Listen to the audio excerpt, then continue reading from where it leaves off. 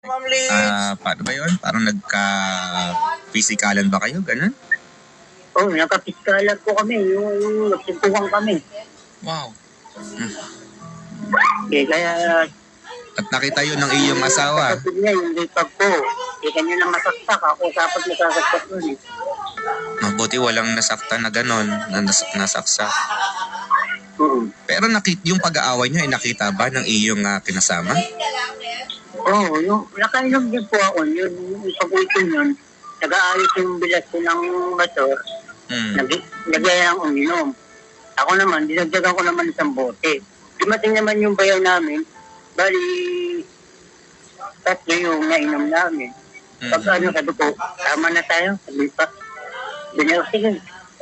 Pagka tayo ko, yun, dumating yung bayaw namin. Tinulak ako. Basta tinulak ka lang, basta-basta, ganun. Ayun, Nang walang- sabi ko, lasing ka na naman, bayaw, sabi ko niya. Bakit may problema ka ba?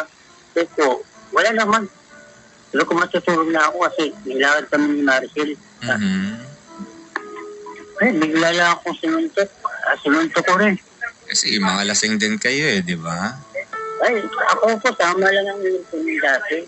Hindi kasi problema kasi kapag mga lasing na, mga mayayabang na. Oo. Diba? Kahit kaunti pa lang yung ang naiinom di ba? Oo, lumalakas na ang mga, tumataas na ang tingin sa mga sarili. Akala mo, mga kung sino na. May mga pag nalasing, ganun na. Tama. Akala mo, kaya na nila ang lahat. Kaya, Tigilan ko.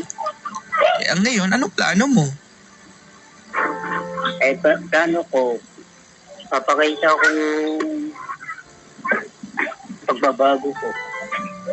Gano'n na katagal kayo magkahiwalay? Mga 5 taon na po ngayon. 5 taon na. 5 taon na. 5 taon na rin yung anak namin. Sa July 2. Pero hindi mo nakakausap man lang kahit isang beses yung anak simula nung nagkahiwalay kayo. Wala na kami komunikasyon. Hindi mo man lang sinubukan na puntahan ulit doon? Pinuntahan ko po sa may secretary, wala na rin po yung... Wala na, ayaw na talagang pakiusap yung mga sipag at bayaw ko. Kumbaga parang gusto mo pa rin na ipakita na ikaw ay isang ama doon sa iyong anak, no? Kaya lang, syempre yung nangyayari, inilala yung pilit sa iyo yung iyong anak. At saka, hindi ka kasi nakikitaan ng pagsusumikap.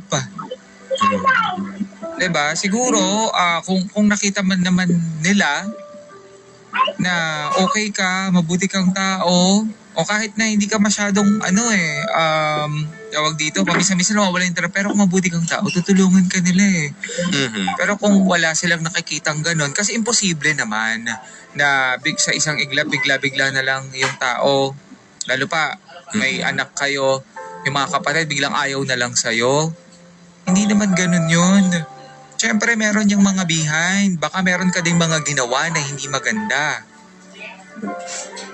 May mga ginawa ka ba? Wala naman. Paano ba yung nung time na magkakasama kayo, paano mo sila pakitunguhan? Ayun po, lagi naman po ako nang dadala ng pagkain. Yung ganyan, trabaho pa dati.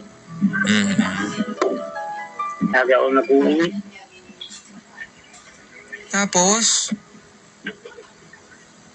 Yun. Pagdating ko sa harapan ko ba, Pagkakain mo, Tapos yun, lagi po ako nagbibigay ng pagkain, ganyan. Tapos sabi ko lang dito ko, ako lang magluto niyan dyan. Ito, nakakaya naman. Galing ka naman trabaho. Kasi pag naluto na, kumakain na kami sa isang bahay. Kaya ibag po. Kaya lang, parang pinakikitungo pa rin nila sa'yo na ayaw nila sa'yo, no? Kaya ganun nga po. talagang tao, no? Na kapag, tawag dito, kahit anong gandang pakitungo ang gawin mo sa kanila, kung ayaw sa'yo, ayaw talaga sa'yo. Yung mga ganun. Oo. Minsan, kahit anong pilit natin na, pakisamahan nyo naman ako, Fer. Ginagawa ko naman lahat para sa inyo. No, hindi niya ginagawa lahat. For me, ha? Oo, hindi ko naman sinasabi na sila. Kumbaga parang may mga tao na gano'n na parang kahit anong gawin mo, na ipilit yung sarili mo na magustuhan ka ng ibang tao, kung sila ayaw nila sa'yo, wala ka nang magagawa eh. Pero kung ikaw, Dante, sana kung halimbawa nagsumikap talaga na itaguyod, na ipakita mo sa kanila, uy, meron akong mas magandang trabaho, at tingin ko mas maiaano ko yung anak ko, mas Hindi kasi natin masusubaybayan ko. mapiplease ang lahat ng tao na gusto tayo. Pero, diba, kahit na ganun, kailangan gumagawa pa rin tayo ng paraan